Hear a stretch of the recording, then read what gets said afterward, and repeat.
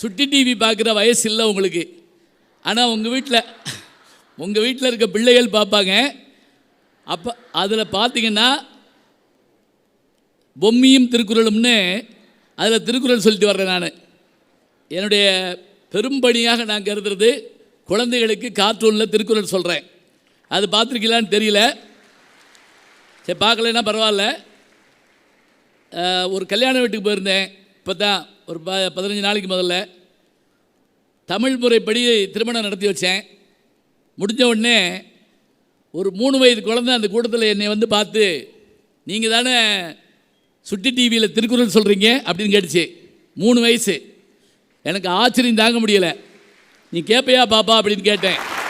நான் கேட்பேன், என் தம்பிக்கு உங்களை ரொம்ப பிடிக்கும். அந்த பிள்ளை சொல்லுது, அதுக்கு 3 வயசு. என் தம்பிக்கு உங்களை ரொம்ப பிடிக்கும்னு சொல்லிச்சு.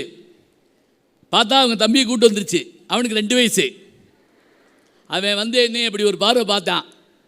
நல்லா பேசுகிற அப்படின்னா. அந்த பயலே அன்னைக்கு தான் பேச ஆரம்பிச்சிருக்கான். எனக்கு என்ன பெருமை தெரியுங்களா?